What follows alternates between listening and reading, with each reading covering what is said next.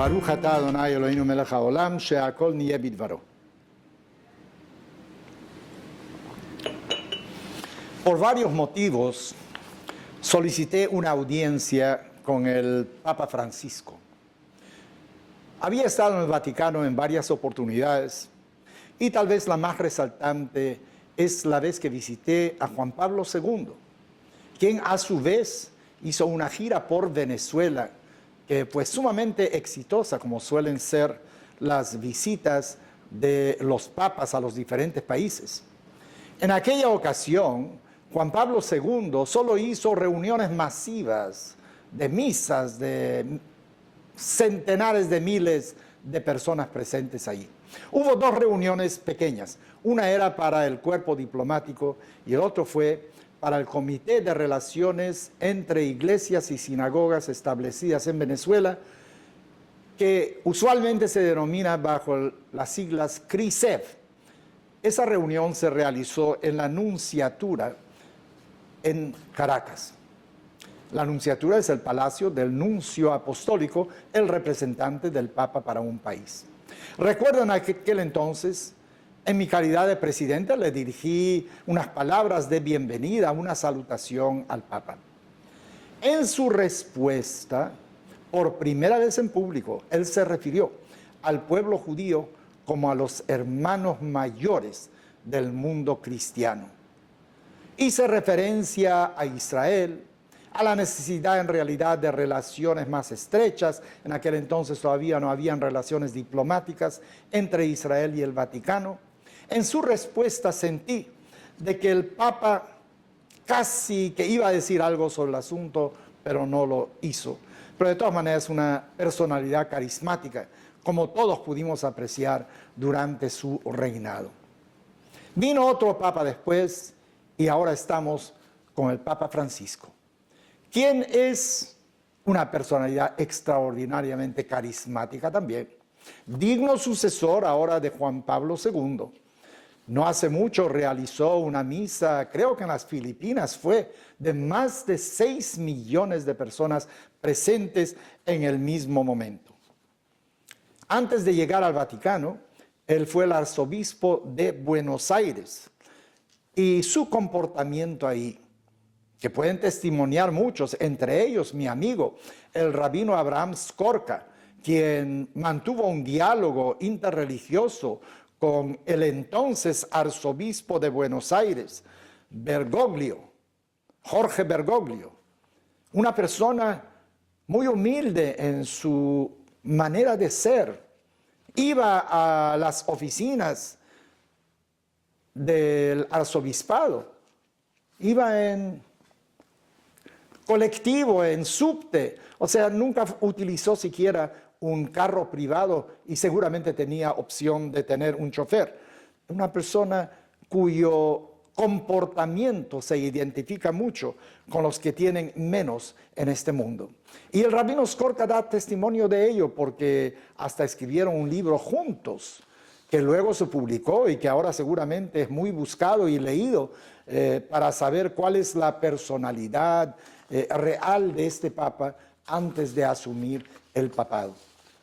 Hay quienes dicen, así lo escuché por los corredores, de que después de la muerte de Juan Pablo II, en realidad, se le había ofrecido el papado al arzobispo de Buenos Aires. Si eso es verdad o no, yo no sé. No estuve en el concilio, obviamente, de los cardenales, pero él rehusó en aquel momento. Pero en este momento, hace unos 2 años, cuando fue electo papa, desde luego, en ese momento, él estuvo de acuerdo y aceptó el papado. Resulta de que Venezuela tenía un nuncio que se llama Pietro Parolin. Y cuando me fui de Venezuela ya después de 44 años de servicio, y allí había llegado el momento realmente de jubilarme, porque en aquel momento cumplía 80 años. Entonces Pietro Parolin hizo un almuerzo kosher. La comida vino de la Unión Israelita para obispos, miembros de la comunidad judía, en la Nunciatura también.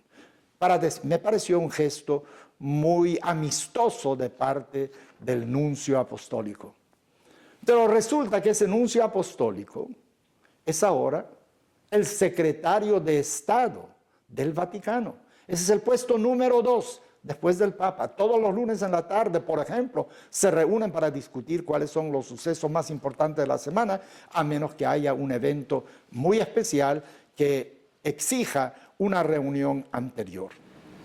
No hay duda de que entrar en los salones del Vaticano es algo muy especial. No cualquiera, desde luego, tiene acceso, hay que tener permiso especial que ya habíamos obtenido de antemano. Y pasamos de salón en salón, cada uno de ellos con un significado muy particular que realmente desconozco, con arte probablemente cuyo valor ni se puede estimar. Finalmente llegamos a la puerta del salón donde nos iba a recibir el Papa. El Papa abrió la puerta de ese salón, entró y nos saludó y me invitó a que entrara a la sala donde se realizaría la audiencia. Bueno, pueden imaginarse que estoy consciente de que el Papa es el líder religioso de más de 1.000 millones de católicos en el mundo. Es una persona sumamente influyente, creo que en este momento es el líder religioso de mayor prestigio en todo el mundo. Su palabra es sumamente importante. El Vaticano intervino para que los Estados Unidos y la República de Cuba llegaran a cierto entendimiento. Eso se hizo también con la participación del Vaticano. Desde luego le dije, usted primero. Entonces me respondió, las raíces son anteriores al tronco. Pase usted, señor rabino. Bueno, no iba a contradecir desde luego al Papa y entré ahí. Después de una salutación, breve salutación, y la introducción que me hizo el arzobispo Padrón, hice uso de la palabra, donde además de decirle el aprecio que goza actualmente en todo el mundo, había una consideración muy importante, una reflexión que teníamos que hacer, porque después de 2000 años de monoteísmo, de una tradición judeo-cristiana en Europa, el holocausto se produjo en Europa. 2 guerras mundiales, muertes, decenas de millones de personas, algunas asesinadas a sangre fría. ¿Cómo era eso posible? Bueno, esa es una reflexión que debemos de hacer todos, pero lo que debemos de concluir, de deducir de ello, es que tenemos que tener mucho cuidado para el futuro, de que no se repitan atrocidades de nuevo. Y habían 3 puntos en los cuales hice hincapié. El primero era el intento de deslegitimar al Estado de Israel, que en estos momentos tiene mucho auge en diferentes partes del mundo. ¿Cuál es la razón de ello? No quiero entrar en un análisis, pero esa es la realidad que está ocurriendo. Y Israel es en realidad el único lugar donde un cristiano se puede sentir seguro en el Medio Oriente. Lean las noticias casi todos los días de degollamientos, de persecución. Muchos cristianos están abandonando el Medio Oriente. Entonces, el antisemitismo, que era el punto 2, hice hincapié en decirle que nosotros éramos el canario de la mina. Somos los primeros en percibir los gases letales, pero tarde o temprano el resto de la sociedad cae igualmente, así que era importante de que se escuchara la voz de la iglesia. Y como éramos venezolanos los que estábamos ahí, hice hincapié en las dificultades por las cuales está pasando Venezuela en este momento y que posiblemente el Vaticano podría propiciar un diálogo, un entendimiento entre los diferentes sectores que se encuentran hoy en día en Venezuela. El Papa respondió con una reflexión acerca de la hipocresía que hay de muchos países que venden armas a ambas partes. Aquellos que supuestamente propulsan la paz no lo hacen de buena fe, mientras que nosotros, los hombres de fe, debemos de actuar desde luego de manera diferente. Dice, porque la Tercera Guerra Mundial ya empezó, esta vez es por capítulos, tal como si fuera una telenovela. No olvidemos, el Papa viene de la América Latina y él sabe lo que es la televisión latina y tiene los pies sobre la tierra, y la comparación fue bastante adecuada, me pareció. El Papa continuó en ese sentido hablando sobre la necesidad del entendimiento de todas las partes, le hice entrega de un ejemplar de la Agadá. La Agadá, le dije, desde luego, es el texto que utilizó Jesús en la última cena, porque era una cena de Pesaj, un seder, donde se comía hierbas amargas, pan ácimo. Además, la Agadá tiene un mensaje sumamente importante. Es el nacimiento del monoteísmo real de todo el pueblo judío. El mundo escuchó el mensaje que se hizo desde el monte Sinaí, porque el éxodo de Egipto, por un lado, da un grito de libertad. Es inmoral la esclavitud. Por otro lado, no es solo ser libres, es libres para tener un propósito. Y el propósito lo da el monte Sinaí. Pero no termina la historia con el monoteísmo en el monte Sinaí y los deberes que tenemos los seres humanos de cumplir con ciertos principios para darle mayor significación a ese monoteísmo. Porque una de las cosas que te dice el monoteísmo, un solo Dios creó a la humanidad. Por lo tanto, todos los seres humanos realmente somos hermanos y deberíamos de amar y no de destruirnos los unos a los otros. Pero la meta era también desde el monte Sinaí dirigirse a la tierra prometida nuevamente para señalar la legitimidad del Estado de Israel, el derecho que el pueblo judío tiene a la tierra de Israel.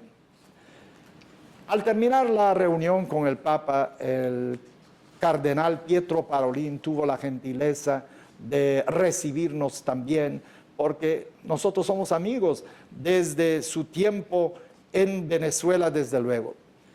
Y salimos de la visita al Vaticano, a lo mejor con demasiado entusiasmo. Digo demasiado entusiasmo en el sentido positivo, porque el Papa transmite humildad, amistad, sabe dónde está ubicado, sabe la realidad del mundo y no vive en un escenario celestial.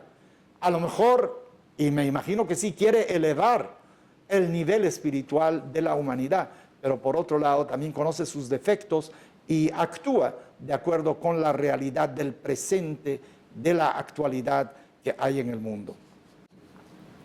Estaba en Roma y sentí la necesidad, desde luego, de también visitar al gran rabino de Roma, Riccardo Di Segni.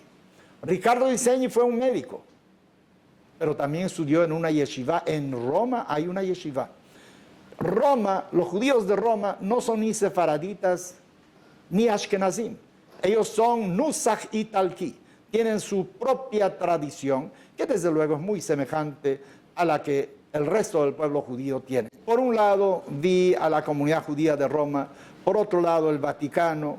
Y nuestra historia con el mundo católico es muy difícil. Todos sabemos la Inquisición, la expulsión de los judíos de España, las persecuciones, las acusaciones de utilizar sangre de niños para la matzá.